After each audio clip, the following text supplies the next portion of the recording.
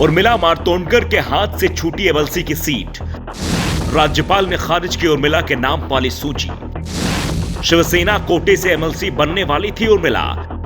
MLC seat के लिए उर्मिला मातोंडकर ने ज्वाइन की थी शिवसेना।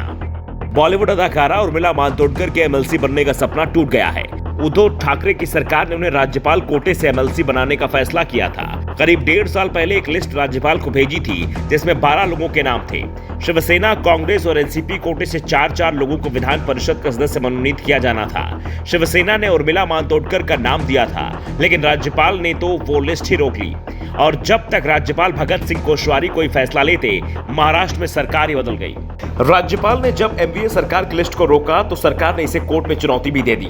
कोर्ट ने राज्यपाल को सीधे सीधे कोई आदेश देने से इनकार कर दिया था, लेकिन कहा था कि वो जल्द से जल्द इस लिस्ट पर अपना फैसला सुनाए।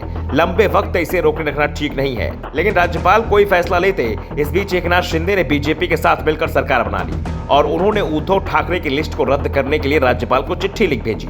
शिंदे के पत्र पर राज्यपाल भगत सिंह कोश्यारी ने लिस्ट में शामिल सभी 12 लोगों का नाम वापस भेज दिया।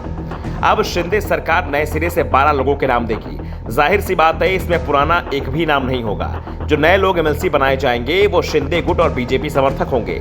दरअसल 2020 की नवंबर में महाविकास अघाड़ी सरकार ने राज्यपाल भगत सिंह कोश्यारी को 12 लोगों की लिस्ट भेजी थी जिन्हें विधान परिषद का सदस्य बनाया जाना था। इस लिस्ट में कांग्रेस से रजनीता ई पाटिल, सचिन सावंत, अनिरुद्ध वांकर, मुजफ्फर हुसैन, राष्ट्रवादी कांग्रेस पार्टी से एकनाथ खड़से, राजू शेट्टी, यशपाल भिंगे और गायक आनंद शिंदे और शिवसेना से विजय करंजकर, नितिन बानुगड़े पाटिल, चंद्रकांत रघुवंशी और अभिनेत्री उर्मिला मातोंडकर का नाम शामिल था।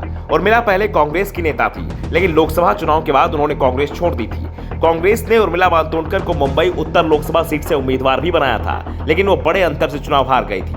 इसके बाद से ही उन्होंने कांग्रेस से दूरी बनाना शुरू कर दिया था और जब शिवसेना से उनके पास एमएलसी बनने का ऑफर आया तो वो शिवसेना में शामिल हो गई, लेकिन उनकी किस्मत ने साथ नहीं दिया और उनका एमएलसी बनने का सपना भी टूट गया। राज्यपाल ने उनके नाम की सिफारिश वाली लिस्ट को लौटा दिया है और अब जो नई लिस्ट राज्यपाल के पास भेजी जाएगी उसमें उर्मिला का नाम नहीं होगा, ये भी तय है। ऐसे में उर्मिला मातोंडकर का राजनीतिक भविष्य क्या होगा?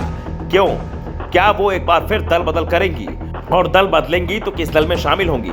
शिंदे की पार्टी में या फिर किसी और दल में? वैसे कांग्रेस भी उनके पास विकल्प है, क्योंकि कांग्रेस छोड़ने के बाद उन्होंने पार्टी नेतृत्व के खिलाफ मुखर होकर बयान नहीं दिया। ऐसे में वो कांग्रेस में फिर से शामिल हो सकती हैं। दरअसल महाराष्ट्र में हाल ही में हुए सत्ता परिवर्तन के बाद से ही साफ हो गया था कि एमएलसी की लिस्ट नए सिरे से बनेगी। पुराने नाम खारिज किए जाएंगे और नए नाम भेजे जाएंगे। दावा किया जा रहा है कि अब जो सूची राज्यपाल को भेजी जाएगी उसमें शिंदे गुट को 3 से 4 सीटें मिलेंगी, जबकि बीजेपी के हिस्से में 8 से 9 सीटें आ सकती हैं। बीजेपी में एमएलसी बनने वालों की लिस्ट बहुत लंबी है। ऐसे में सवाल उठ रहे हैं कि पार्टी किसे अपनी सूची में शामिल करेगी। वैसे भी बीजेपी की लिस्ट अब मुंबई से नहीं बल्कि दिल्ली से फाइनल होगी और उम्मीद यही है कि बीजेपी के लिस्ट में कई नाम चौंकाने वाले भी हो सकते हैं। Bureau report, the such India.